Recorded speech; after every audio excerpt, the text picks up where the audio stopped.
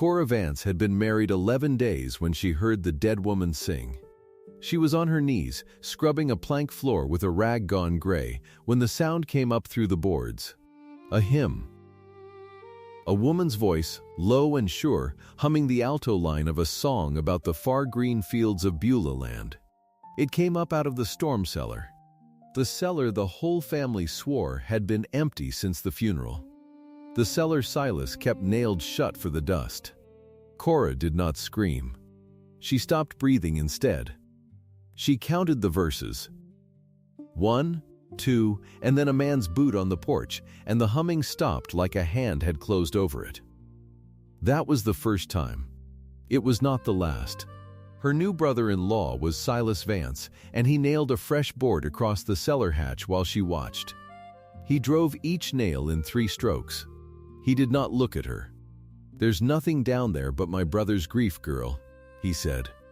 140 people watched us bury Naomi. Leave it be. 140 people. The whole congregation. They had all stood in the churchyard and watched that box go down. That night, Cora found a woman's wedding ring in Silas's watch pocket, a thin gold band worn smooth on the inside.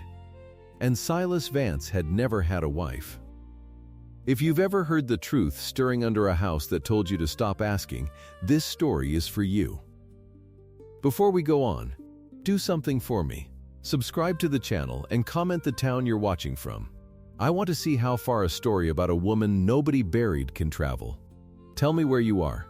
Then stay with Cora, because she is about to learn what her wedding vows really bought her. Now, let me take you back to the beginning. Halscomb sat in the northwest corner of Cimarron County, Oklahoma, and in the spring of 1934, it was mostly dust and mortgages. The wind came off the plains with no tree to slow it, and it carried the topsoil of 3 states in its teeth. Folks nailed wet sheets over their windows at night.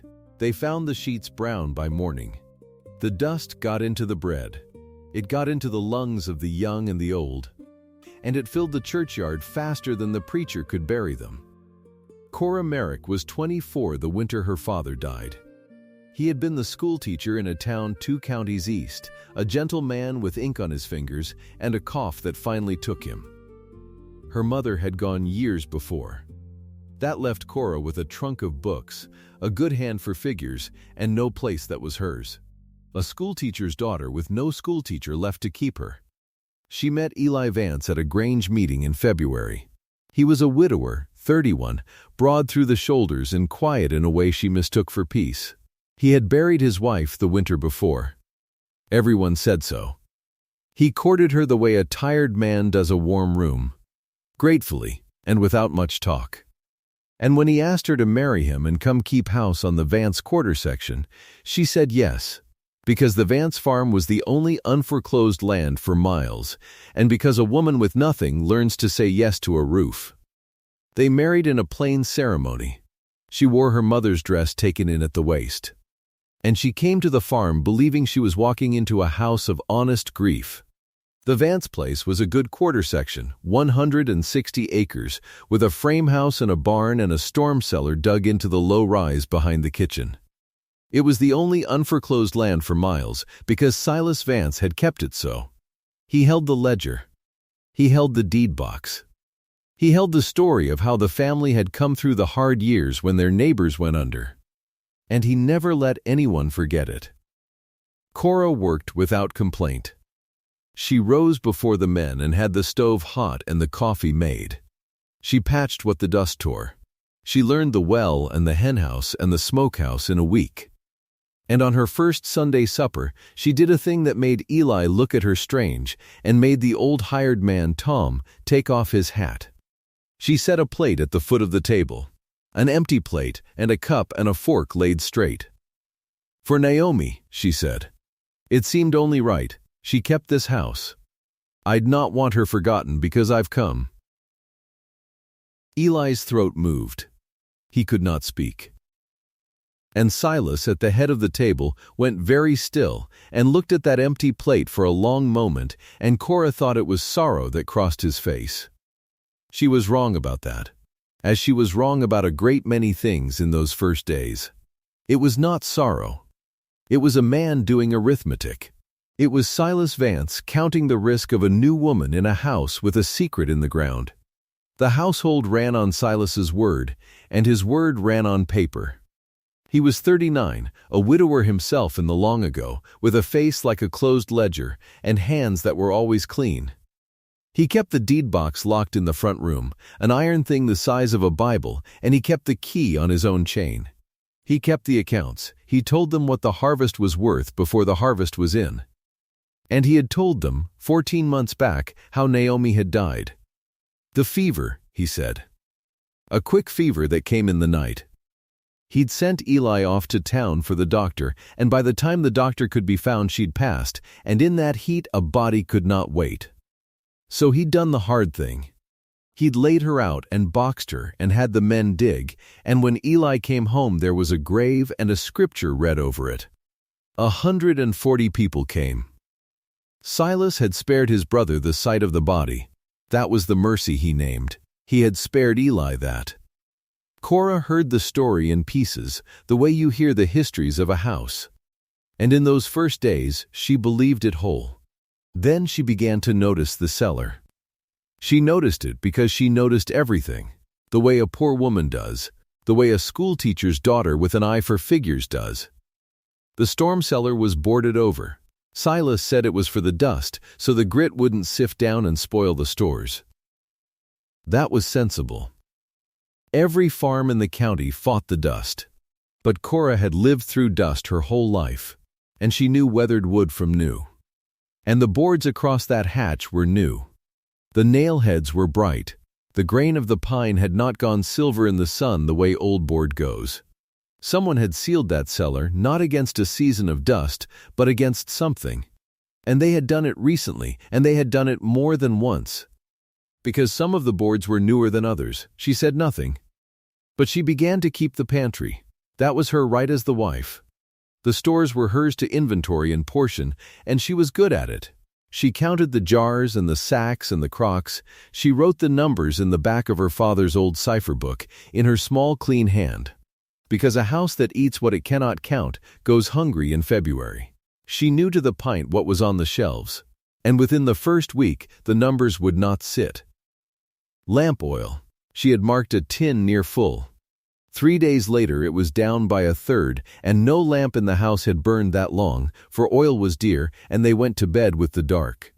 Cornbread, she baked a full pan of an evening and set the leavings under a cloth on the sideboard, and in the morning a good third of it was gone, more than the men took for their dinner pails. She thought first of mice. She set traps and caught 2, and the bread still went. She thought of the hired man, and was ashamed of the thought, for Tom was honest as a plow. She thought of Eli walking in his sleep, of her own poor memory. She did not think, yet, of the cellar. That thought had not come up out of the ground to meet her. But the numbers kept not sitting, and Cora Vance was a woman who could not let a number lie. The days went on. The wind blew. Eli worked the fields against the drought, coaxing a stand of feed corn out of soil that wanted to blow away. And he was gentle with her in the tired way, and Cora began to love him a little, the way you love a good man who is drowning. And Silas watched. He was always somewhere at the edge of things, at the barn door, at the head of the table, on the porch with the ledger open on his knee. He watched her keep the pantry, and she saw him watch. And she did not yet understand that he was measuring how much she saw. It was the second week that she found the ring. She was mending. Silas had left his good coat over the back of a kitchen chair, the wool one he wore to town, and it had a tear at the pocket seam she'd offered to close, because that was a wife's work and she meant to earn her keep in a house that had not yet made her welcome. She turned the coat to find the seam, and her fingers went into the watch pocket. The little slit pocket meant for a timepiece, and there was no watch in it. There was a ring. She drew it out into the light of the window.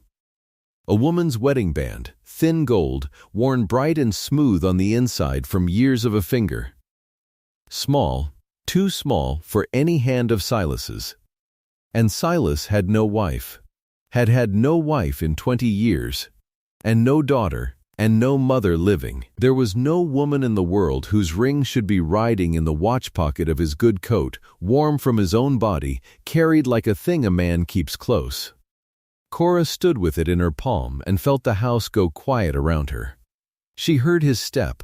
She closed her hand and turned, and Silas was in the doorway with his clean hands and his ledger face, and he looked at her fist, and he knew.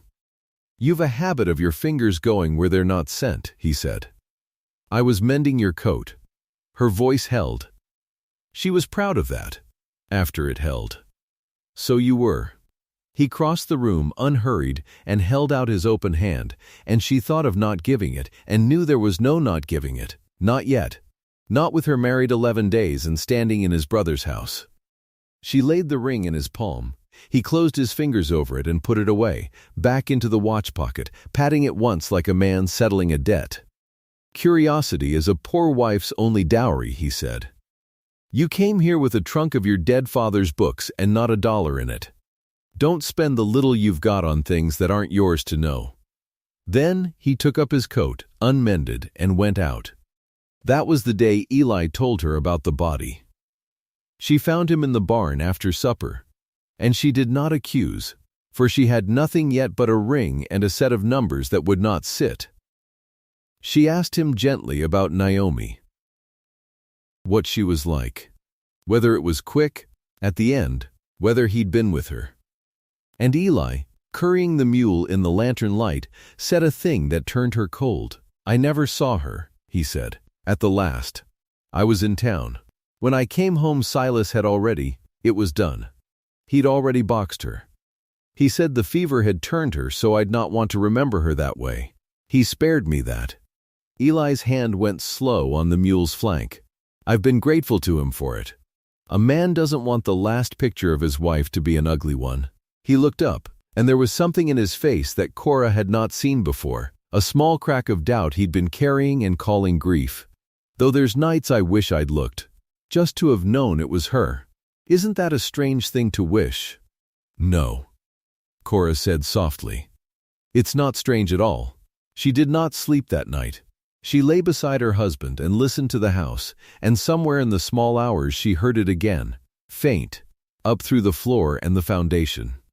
Humming, that low sure alto, threading a hymn.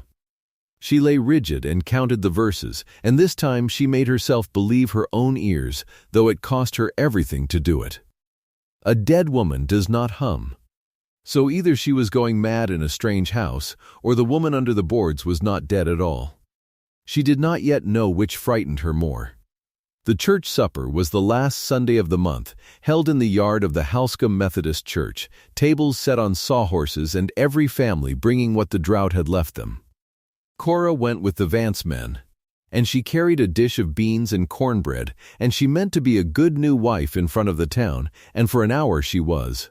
It was a neighbor woman who undid her. A Mrs. Kessler, broad and kind, who had known the family long, and who came to Cora at the table and pressed her hand and said the things people say to a woman who's married into grief. "You've a hard place to fill, honey," Mrs. Kessler said. Naomi Vance was something, did they tell you? The finest alto in 3 counties. When she sang the descant on Beulah land, there wasn't a dry eye in that church. Lord, that voice. I still hear it sometimes. The woman shook her head and moved on down the table and did not know what she had done. Cora sat with her hands in her lap. The finest alto in 3 counties. The alto on Beulah land.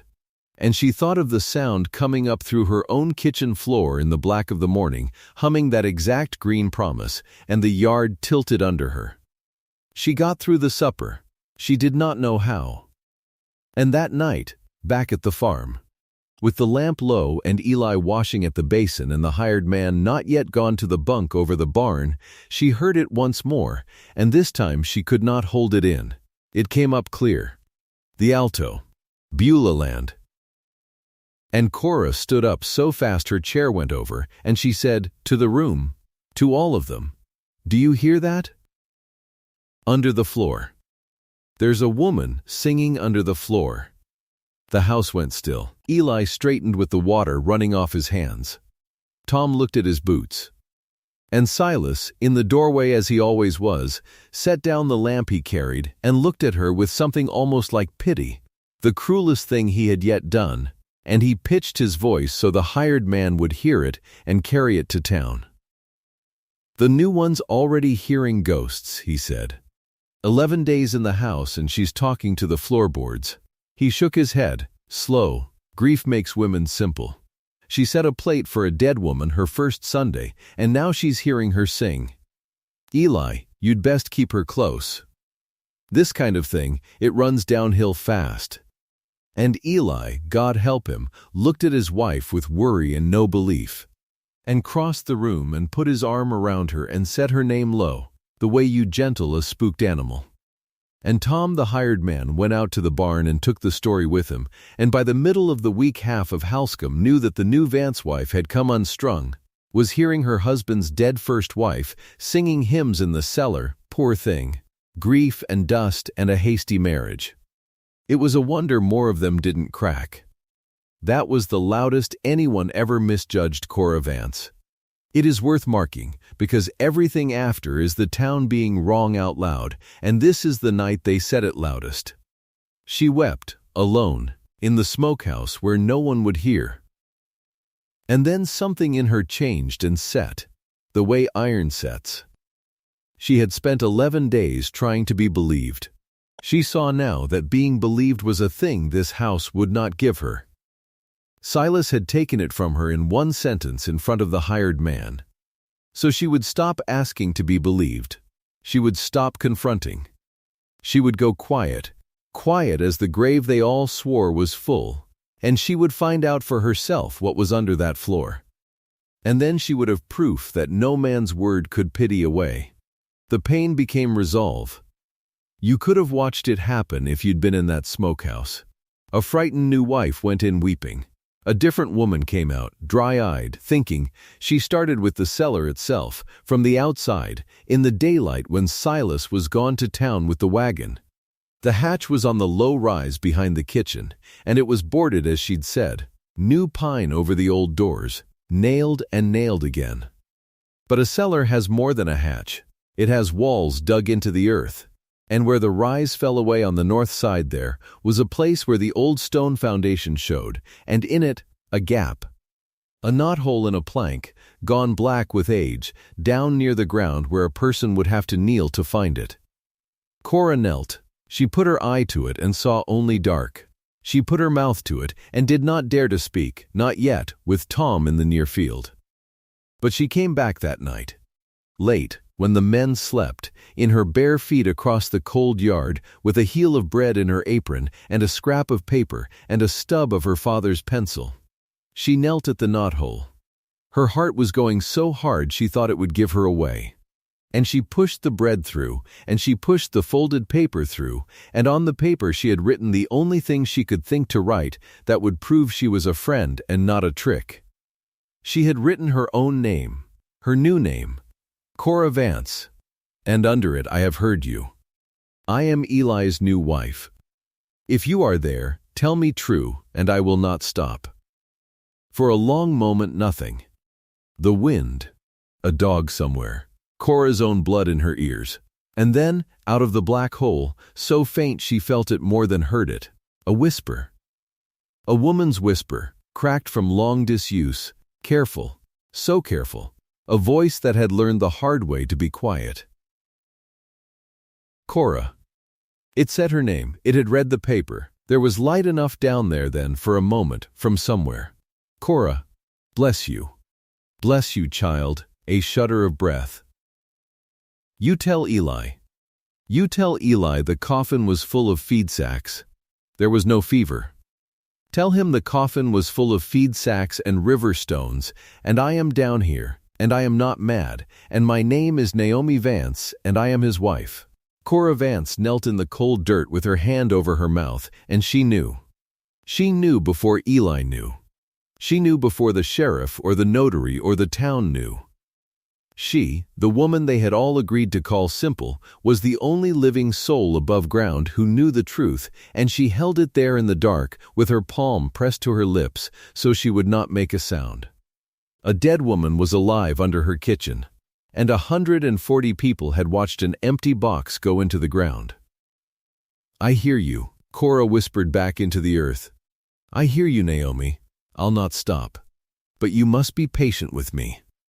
If I go to him with only this, he'll call me mad and Silas will nail that hole shut and I'll never reach you again. Do you understand? I have to be able to prove it, to men who'll want paper." A silence. Then that cracked whisper, and there was a mind in it, sharp and unbroken by 14 months in the dark. "Then I'll give you paper," Naomi breathed. "Listen. Listen and remember. There's things down here they don't know I have, and there's things I know that Silas thinks died with me. But you have to be quick, Cora. He's not keeping me down here out of hate. He's keeping me till the note comes due. Once the land is his, I'm no more use to him alive. Do you understand me? Once the paper's signed, he'll not need to feed a ghost." And that was the thing that made Cora go from knowing to moving. Not the wonder of it, the clock in it. She did not sleep again that night either. She lay by Eli and made her plan, and in the morning she began to gather. The way she'd kept the pantry, quiet and exact. She got at the deed box first. She could not take the key off Silas's chain, but she did not need the box open long. She needed it open once. She waited 3 nights, and on the 4th Silas took a dram of the whiskey he kept for his chest, and slept heavy, and Cora rose in her shift, and took the key from the chain on the peg where he hung his trousers, her hands not quite steady, and opened the iron box on the floor of the front room by the light of the banked stove. She did not steal anything. She was too smart to steal anything. She read. She had her father's cipher book and his pencil, and she copied, in her small clean hand, the thing she most needed and least understood, the legal description of the land. The section, the township, the range, the strange dry poetry of it. The southeast quarter of Section 11, Township 6 North, Range 3 east of the Cimarron Meridian. She wrote it exact. She did not know yet why it mattered so much to have it exact. She only knew that men who dealt in land dealt in those numbers, and that a woman who could recite them could not be waved off as simple. And she found more in that box than the deed. She found a letter, half-drafted in Silas's hand, to the county. A petition. She read it twice to be sure of it. Silas Vance was asking the court to declare Naomi Vance legally dead, 14 months gone, so that her interest in the land would pass clear, and he was asking to be named to manage Eli's interest besides, as the elder and the steady one, on account of Eli's grief and now, the letter said, on account of Eli's new wife's unsound mind. He had written that. He had made Cora's madness a paragraph in a court paper. He meant to use the lie he'd told about her to lock up the land. And she found the note. The bank note. $2,340 owed to the Cimarron Valley Farmers Bank, secured against the quarter section and stamped with its date, and Cora did the arithmetic she was so good at, and her stomach dropped. 23 days. The note fell due in 23 days. And if it went unpaid, the land went to auction, and Naomi had said it plain, once the paper's signed, he'll not need to feed a ghost. Cora put it all back exactly as it lay. She locked the box. She hung the key on the chain and slid back under the quilt beside her sleeping husband, with her heart slamming and her mind cold and clear as well water. 23 days. A declaration of death to be filed. An empty grave in the churchyard. A living woman in the cellar reciting the same land numbers Cora had just copied from the deed. And a lawyer somewhere, and a sheriff somewhere, who would want exactly the kind of proof that a simple grieving wife was not supposed to be able to gather. So she gathered.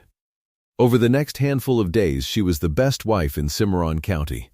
She was so good and so quiet that Silas began to relax, began to think the smokehouse night had broken her, that she'd learned her place. She kept the pantry and let the oil and the cornbread go missing now without a word, because she understood at last where they went, and she let them go. And some nights she added a little to what vanished, a wedge of pie, a strip of dried apple pressed through the knothole into a hand she could feel but not see. She and Naomi spoke in whispers through the earth in the dead of the night, and the older woman told her things, careful things, held back the biggest thing for a reason Cora didn't yet understand. And Cora carried it all in her father's cipher book in a code of her own, dates and numbers and one word, soon. She learned the day. Silas told them at supper, plain as weather, that he'd be gone to the county seat come Thursday, all the day, to see the clerk on family business. Cora did not look up from her plate. Family business. The declaration. He was going to file Naomi dead. And once it was filed, and the note came due, the land was his. And a ghost in a cellar was a thing you stopped feeding. Thursday then, Thursday while he rode to town to bury his brother's wife in ink, Cora would go down. She did not tell Eli. She wanted to. God knows she wanted to lay it in his lap and be held and believed. But she remembered his face in the barn, the doubt he called grief. And she remembered that Silas had already poisoned the well, had already made her the madwoman who set plates for corpses and heard singing in the floor. If she told Eli and was wrong, she lost him. If she told Eli and was right but had no proof he could hold, Silas would call it two madwomen and nail the hole shut for good. No, she would bring Naomi up into the daylight first. She would put the living proof in front of her husband and let his own eyes do what her words could not. Thursday came gray and windy. Silas hitched the wagon before light and took the road east, and Cora stood on the porch and watched the wagon shrink and the dust close behind it, and she counted. The way she'd counted verses that first morning. She gave him an hour. She sent Tom the hired man to the far field with a task that would hold him past noon. She kept Eli close in the near barn, told him she'd have dinner on early, and then, with the yard empty and the wind covering her, she took the pry bar from the tool wall and went up the low-rise to the hatch. The boards fought her. Her hands blistered and she did not feel it. She got the pry bar under the newest plank and threw her whole weight on it, and the nails screamed out of the pine one after another, and she was past caring who heard now. She was through being quiet. 14 months of quiet was ending under her two hands. 1 board. 2. 3. The old cellar doors underneath, and she hauled them up, and the dark breathed out at her, cool and close, smelling of earth and oil, and a human being who had lived in it too long. Naomi, she set it down into the black. It's Cora. It's Thursday. He's gone. I'm coming down. She went down the earthen steps into the dark with no lamp, feeling the wall, and her eyes came slow to the little light falling through the open hatch behind her.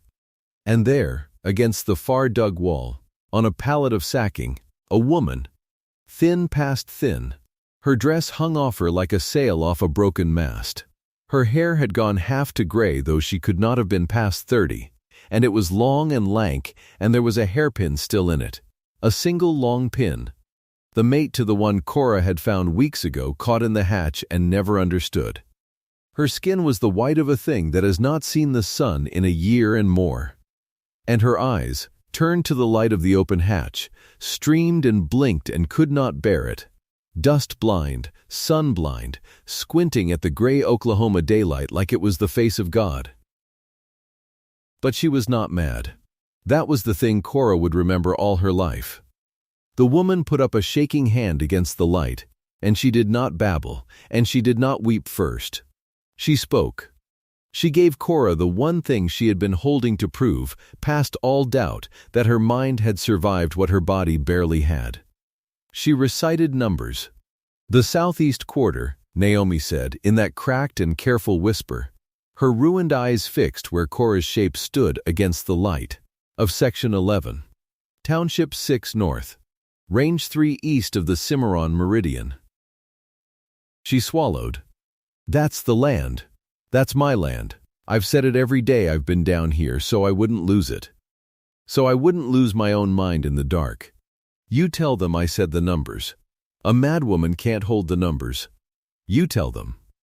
And Cora Vance, standing on the earthen steps with the pry bar still in her blistered hand, heard the exact words she had copied from the deed box 4 nights before come up out of the mouth of a woman 140 people had buried, and she did the only thing there was left in the world to do. She went down the last steps into the dark, and she crossed the cold floor of that grave that was not a grave, and she reached out her hand.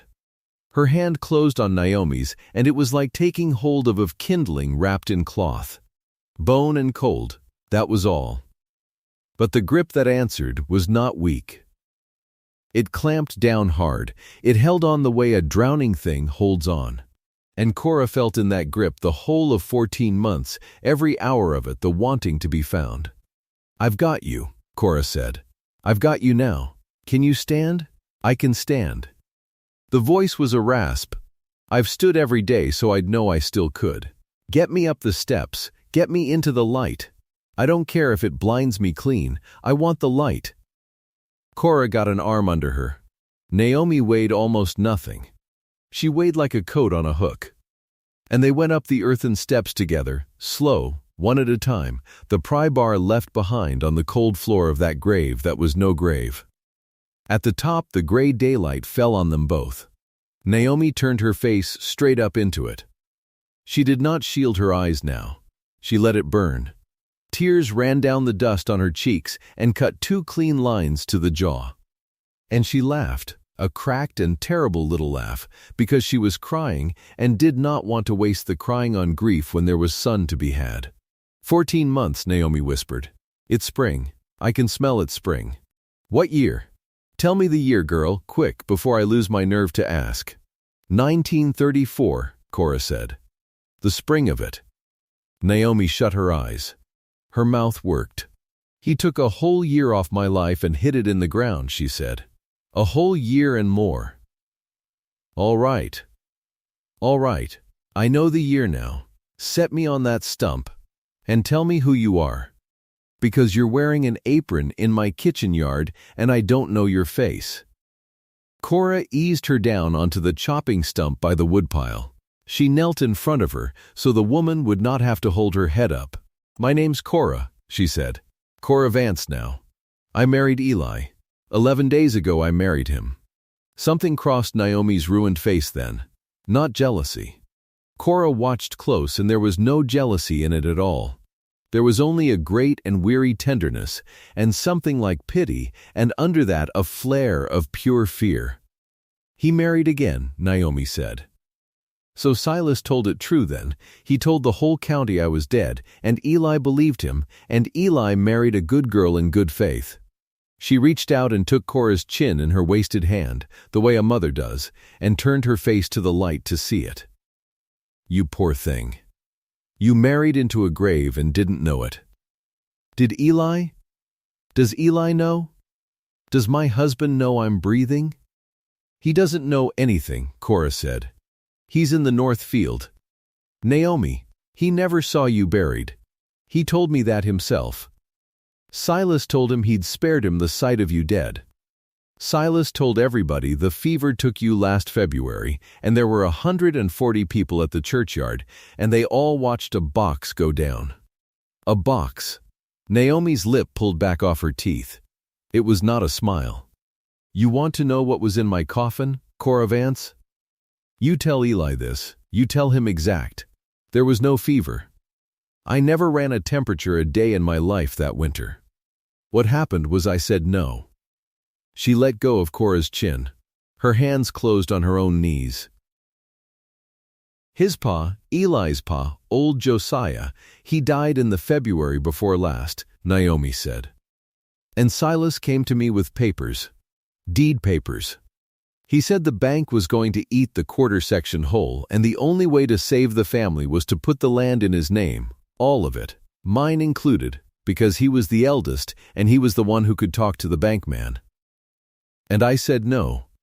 I said, the land came down through Josiah's line, and Josiah left his wishes, and I'll not sign my part to you on your say-so, Silas Vance, not while I've got a hand to hold a pen away from a page. I said no to his face at that table right there through the window. And then he waited 3 days. And on the fourth night, Eli was gone. Eli had taken the wagon down to Boise City to buy seed corn, 2 days there and 2 back. Silas knew it. He'd picked the night. He came into the bedroom while I slept, and he had a strip of harness leather, and he had that cellar open, and by the time I was full awake I was already going down the steps. Her voice did not shake telling it. That was the awful part. It had worn smooth, this telling, said too many times in the dark to a foundation wall. He nailed the hatch. He put out word I took a fever and gone bad quick. He got a box, and he filled it with feed sacks and river stones off the creek so it'd carry the weight of a woman, and he buried it before God and the whole congregation. And my own husband stood at the hole and wept for a bushel of chicken feed. Cora could not speak for a moment. The wind moved in the cottonwood by the barn. Somewhere a hen fussed and settled. "Why keep you alive?" Cora said finally, low, 14 months. "Why feed you at all, if you were dead to everyone? Why not just?" "Because a dead woman can't sign," Naomi said. "That's the whole ugly root of it. He needs my name. There's a paper he's been at me for through that knothole for months. Sign the land over and he'll let me walk out west and never come back. That was the bargain he kept offering. And I kept telling him no. So he kept me. He couldn't kill me because he needed my living hand on his page, and he couldn't free me because I'd talk. So he split the difference and put me in the ground alive and cornbread and lamp oil twice a week, and he waited for me to break." She turned her head and looked at the black square of the open hatch. "He thought 14 months in the dark would make me sign anything." He was wrong about that. He was wrong about that every single day. "He's not waiting anymore," Cora said. "That's why I came today. He's gone to the county seat right now, this morning, to file a paper to have you declared legally dead. There's a banknote against the land, $2,340, and it falls due in 23 days. If you're dead in the court's eyes before that note comes, the whole quarter passes to him clean, and he sells it or he pays the note and keeps it. And you were never anything but a name on a headstone." For the first time, Naomi's composure cracked all the way through. Not into weeping, into fury. She came up off that stump a few inches and her dust-blind eyes found Cora's face. "Then we've got no time," she said. 23 days, and him already writing to make me a dead woman on paper. "Girl, there's a thing I have to show you. If I'm right about where he hid it, we can undo him. But we've got to go back down into that cellar to get it, and I swore to God I'd never set foot on those steps again as long as I lived." "Down," Cora said. "Down there? Why, give me your hand," Naomi said. "There's something in the rafters." Cora did not want to go back down. Every part of her pulled the other way. But she gave Naomi her arm, and the two of them went back to the black mouth of the storm cellar, and this time Cora went first with the lamp, and Naomi came behind her clinging to the wall, back into the smell of earth and long confinement, back down where she had lived buried. "Your ring," Cora said suddenly, on the steps. It had been sitting in her mind, and now it came out. "Naomi, Silas carries a woman's wedding ring in his watch pocket. Thin gold, worn smooth on the inside. I found it weeks ago, and I couldn't make sense of it because he's never had a wife." Naomi went still against the wall. Her hand came up to her own left hand, and in the lamplight Cora saw it, the finger bare, but a band of pale skin around it where a ring had sat for years, a white circle in flesh that had gone the gray of everything else. "He took it off me the night he put me down here," Naomi said. "Pulled it right off my hand. Said a dead woman's got no use for a wedding ring, and he'd not have it found on a corpse that had to look like fever took it fair.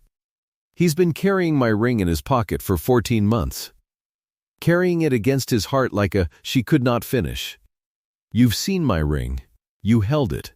Then you know I'm not lying about a thing." "I've got it," Cora said. "I didn't dare put it back or he'd know I'd been in his coat. But I know where it sits. It comes back to your hand, Naomi. Today it comes back." Naomi made a sound then that Cora had no word for.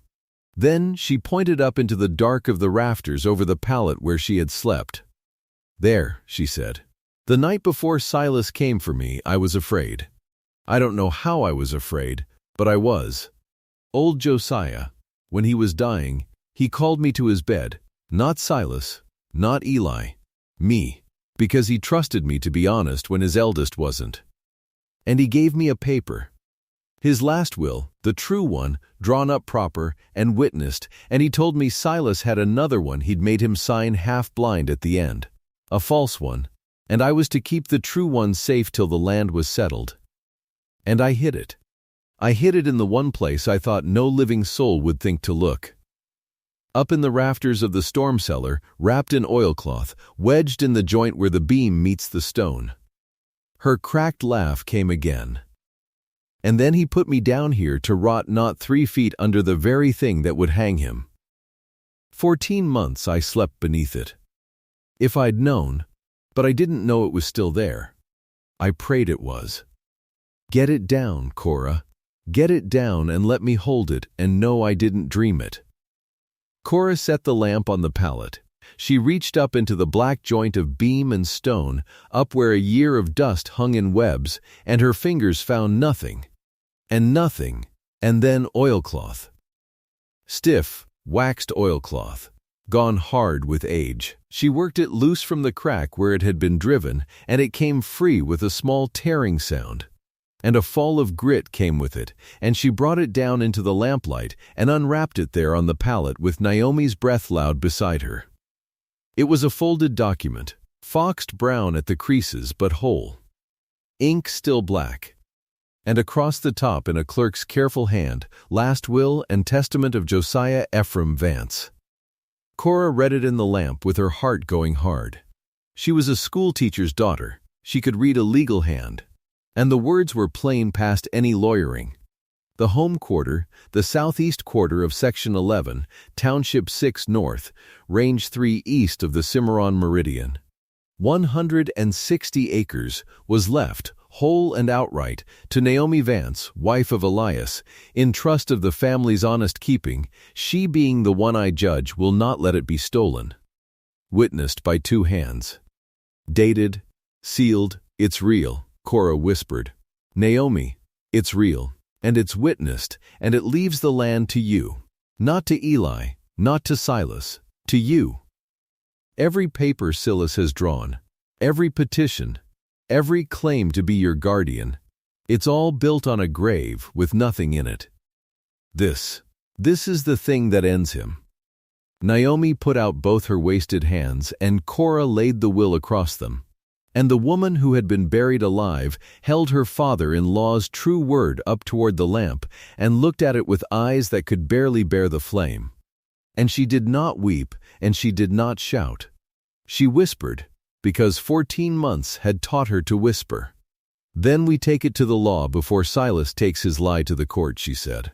That's the whole race now, girl, his paper against ours. And ours is true. They came up out of the cellar for the last time into the falling afternoon. And it was then, at the worst possible moment, that they heard the wagon. Not Silas's horse. The farm wagon, coming up the section road from the north field, and a broad, quiet shape on the seat of it. Eli. Home early. Eli, who had buried a box of feed sacks and mourned it and married again in good faith. Coming up his own road to find 2 women standing at the open mouth of the cellar he'd nailed shut over his wife's grief. He can't see me like this and not know, Naomi breathed. Cora, I don't know how to do this. 14 months I dreamed of his face and now it's coming and I'm afraid. What if he doesn't? What if he can't? He'll know you, Cora said. Let me stand with you. Don't say the numbers to him. Don't argue your mind at him like you did to me. He doesn't need proof, Naomi. He needs your voice. Sing him the thing only you would sing. The wagon came into the yard. Eli reined the mare and sat a moment not understanding, 31 years old and slow to alarm, looking at his new wife standing by the barn, and beside her a gray and wasted stranger in a rotted dress. And then the stranger opened her mouth, and she began to hum, and then to sing, low and cracked and true, the old hymn. Beulah land, The one Mrs. Kessler had said was the finest alto in 3 counties, the one Cora had first heard rising up through the scrubbed planks of a nailed-shut floor. Eli Vance came down off that wagon seat like a man-shot. He did not walk. His legs took him, and he did not tell them to. He crossed the yard and he stopped 3 feet from her, and Cora watched his big, quiet face come apart. Watched 14 months of grief and a whole married life turn to sand and blow off him in a single breath. "Naomi," he said. It was not a question. Under the ruin and the gray and the dust-blind eyes he knew his wife. "Naomi, they buried you." I stood at the hole. I put my hand on the box. "Naomi, I felt the weight of you go down." "You felt feed sacks and river stones go down, Eli," she said, and her voice broke on his name. "You mourned a bushel of chicken feed. Your brother put me in the ground alive and told you the fever did it. I've been under your feet a year and more. Every day I heard you walk the yard over my head, and I sang so maybe one day somebody would hear the dead singing and come." And she came. She reached back and caught Cora's hand. "Your new wife came. She's the one dug me up out of a live grave, Eli Vance, so don't you ever in your life speak a hard word to her, do you hear me? She's the best of the 3 of us."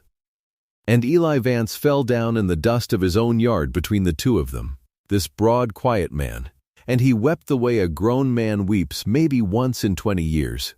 And he took hold of his first wife's wasted hand and his second wife's work-hardened one, and he held on to both.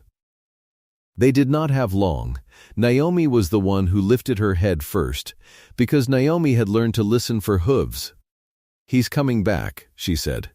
"Silas, he'll come back before dark with his paper filed, and when he sees that hatch open, he'll know. Eli, get up. Get up off the ground. There's no time for what we're feeling. Your brother has made me a dead woman in a courthouse today, and he means to sign the land away tonight, and if he gets me back down those steps before the law hears a word of it, it'll be his account against ours. And his account has always won in this county." Cora stood up straight. "Then it can't be his account against ours," she said. "It has to be the law's own eyes." "Eli, this morning, before light, I already rode. I didn't wait. I copied the deed's description 4 nights ago out of Silas's box, and I wrote down what Naomi told me through the knothole, that the coffin was full of feed sacks. And I carried it before dawn to Amos Pruitt, the notary, the very man Silas meant to file the death through. I told Pruitt everything, and I begged him to open that grave. He's a careful man. He said he'd not act on a wild girl's word alone, but he said if I was lying he'd know it soon enough. And he sent for Sheriff Hawking. And when I left him, he was already writing the order to have the churchyard box brought up. They may be at it now. They may be on the road here now." Naomi turned her whole ruined face to Cora and stared at her a long moment in the dying light. "You gathered it," she said softly. "You didn't just dig me out. You built the case first. You clever, clever girl. You were 3 moves ahead of him while he thought you were hearing ghosts." "He called me simple in front of the hired man," Cora said. "I let him. It's easier to work when they think you're simple." The sun was near down when Silas came. They heard him first, the hard trot of his good horse, and a second set of wheels behind, a buggy, a stranger's rig. Silas Vance rode into his yard at dusk with a bankman beside him in a black coat. The 2 of them thick with the day's business. A filed death certificate in Silas's breast pocket, and auction papers in the bankman's satchel. And Silas was already talking, already sure. 39 years old, and certain of every signature he'd ever chased. And then he saw the storm cellar hatch standing open like a pulled tooth, and the words died in his mouth. He came off his horse slow. His eyes went from the open hatch to the lamplit kitchen window, where shapes moved. He did not run. Silas Vance never ran. He walked to his own kitchen door and opened it and stood in it, and the bankman crowded uncertain behind him, and Silas looked into the room and saw, sitting at the table in the lamplight, wrapped in a quilt with a cup of broth going cold in front of her, the woman he had buried before 140 people. For one beat, nobody moved. Cora watched him. She watched him take the whole thing in, and she watched him reach, the way a man reaches by instinct for a tool he's used 1,000 times, for the only weapon that had never once failed him, his word. "Well," Silas said, and his voice was steady. "God help them all," his voice was steady. "So the sickness has taken her mind clear off, just as I always feared it would." He turned to the bankman. "Easy, reasonable, a grieving family's put upon eldest. You'll forgive this, Mr. Cole. My brother's first wife has been poorly in her head for a long while. We've kept her quiet, kept her from wandering, for her own protection and the family's peace. It seems my brother's new wife has let her out and filled her with wild stories. Grief makes women simple. I've watched it work on both of them." He looked at Naomi, and his face was full of a terrible tender sorrow, and it was so good, so practiced, that Cora felt her own certainty waver for half a heartbeat. "Naomi, Naomi, dear, you've had a spell. Let's get you back where it's quiet and dark and you can rest. Come along now." Nobody's angry.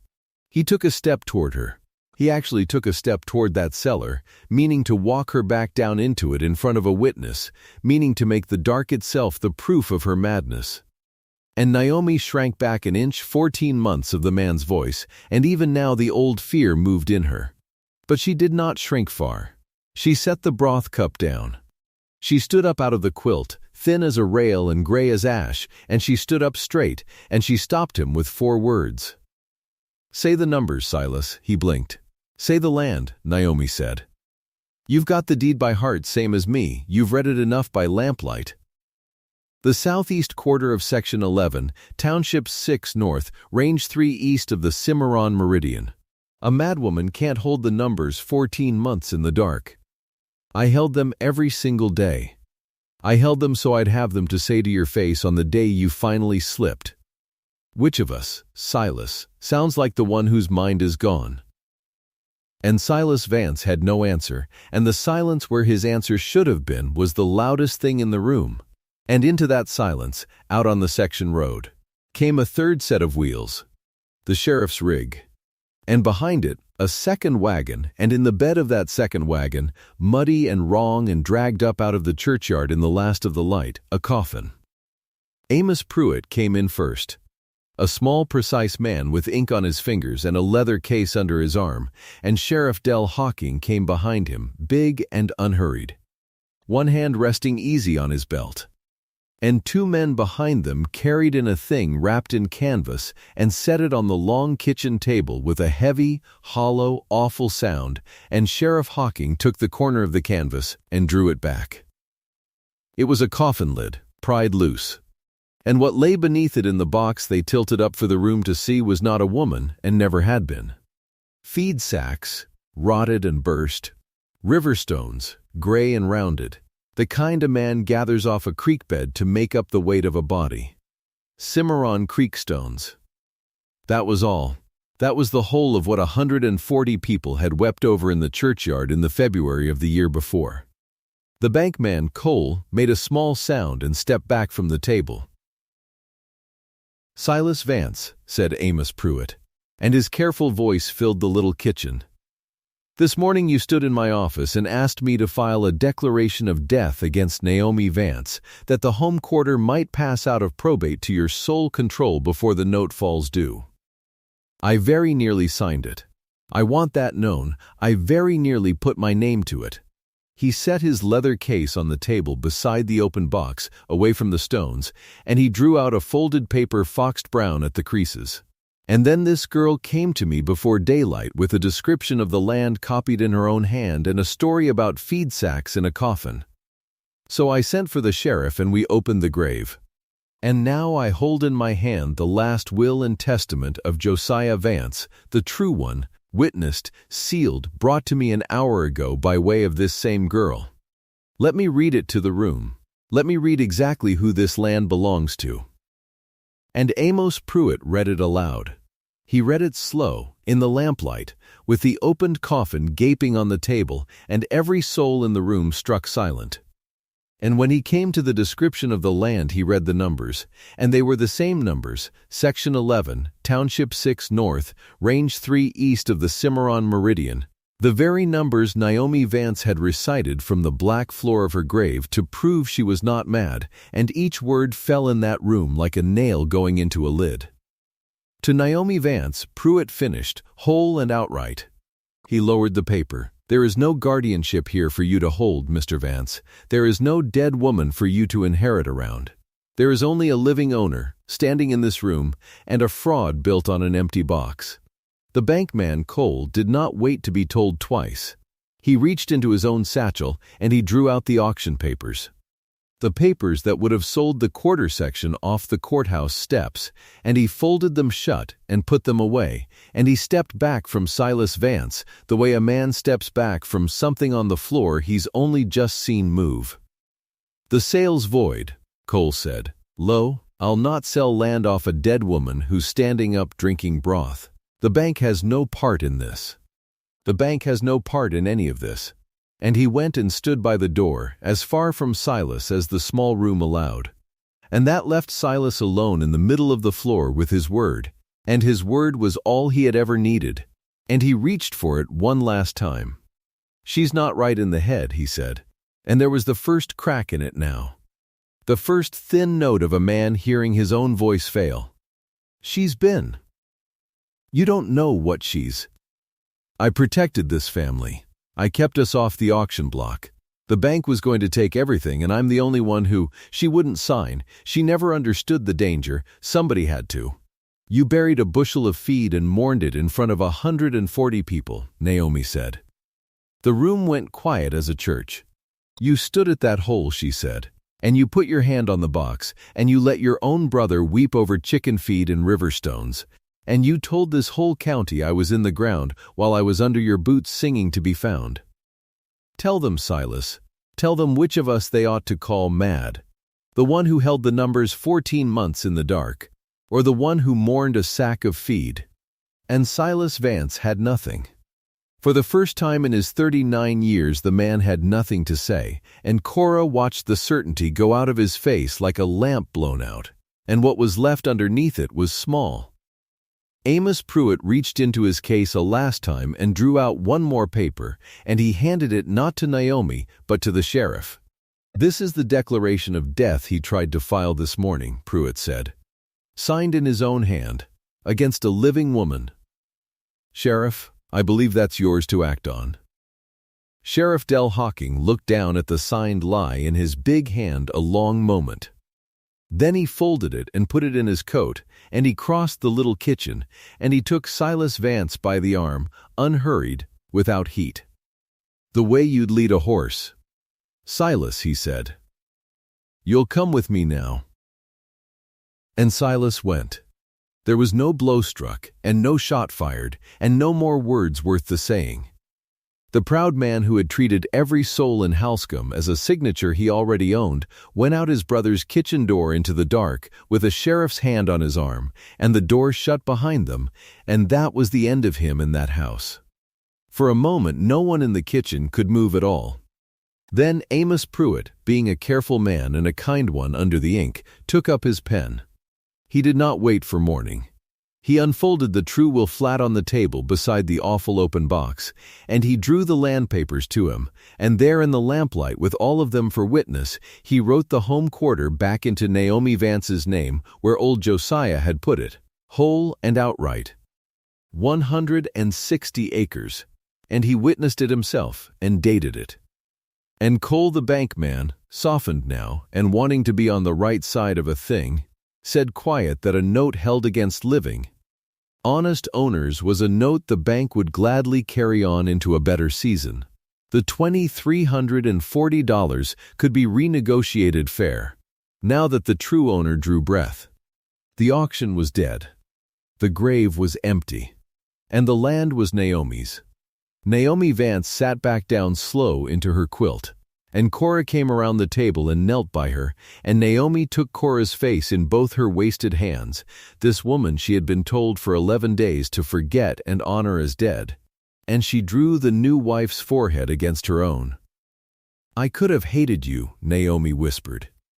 "The new wife in my house. The girl in my kitchen. I could have come up out of that hole hating you for the plate you set at my table. And instead, you're the one who came. Kin, not rivals. You hear me? From tonight, we're kin." And Eli knelt down there between the two of them, this broad, quiet, undone man, his first wife's ring drawn out at last from Silas's watch pocket, where it had ridden 14 months, and slid back onto the pale bare band of Naomi's finger, where it fit like it had never left, and Cora watched it go on, the thin gold worn smooth on the inside, and the circle closed. Eli knelt between the two women who had both been made to grieve for lies, and he held them both, and none of them spoke, because there was nothing left in the world that needed saying. The neighbors came the next day. The same ones who had called Cora simple, who had shaken their heads over the poor grief, struck new wife hearing ghosts through the floor. They came in the daylight while the men refilled the empty grave in the churchyard. And they filed past the Vance farm not to gawk but shamed and quiet, hats in their hands. And Naomi Vance, who had every right on earth to spit at the lot of them, met them at her own door in the sun with her ring on her finger. And she thanked each one by name, and she asked them only one thing. She asked would they help her put in a late crop. The rains might still come. There was a season left to save. And a farm, she said, is not saved by one pair of hands. They put the crop in. 8 months on, the rain did come. Not much, it was still the dry years, still the dust, but enough. The home quarter went green in patches by the fall, green enough to mean living. And the note to the Cimarron Valley Farmers Bank was carried honest and paid down slow the way honest debt gets paid. They tore the storm cellar out that summer, board by board, the whole black buried box of it. And where it had been they dug a new root cellar, wide and shallow, and they built it with a real door on iron hinges that opened from the inside and a window set in the slope of it, so that no dark thing could ever be nailed shut in that ground again. It stood open to the sky. Naomi saw to that herself. The two women ran the farm as partners, their names both on the working of it, and Cora and Eli made their peace as kin and not as rivals. The strange, grafted family of them holding together the way a thing holds that has been tested near to breaking and did not break. Naomi wore her ring. She sang in the yard again, and the alto came back full and true, the finest in 3 counties, and no one who heard it now would ever again mistake the sound of a living woman for a ghost. As for Silas, he signs his own name these days only on a prison ledger, 3 states and a lifetime away from the deed he tried to steal, and no clerk who takes it down mistakes it any longer for a thing worth owning. A man can bury the truth. He can fill a box with feed and stones and weep over it before 140 people and make a whole county believe. But he cannot keep it in the ground. The truth stirs. It hums up through the boards of the floor you scrub. It waits for one person who will stop breathing and count the verses and refuse to be told to leave it be. If you've ever heard the truth stirring under a house that told you to stop asking, comment the town you're watching from. And let me know how far a story about a woman nobody buried has traveled tonight.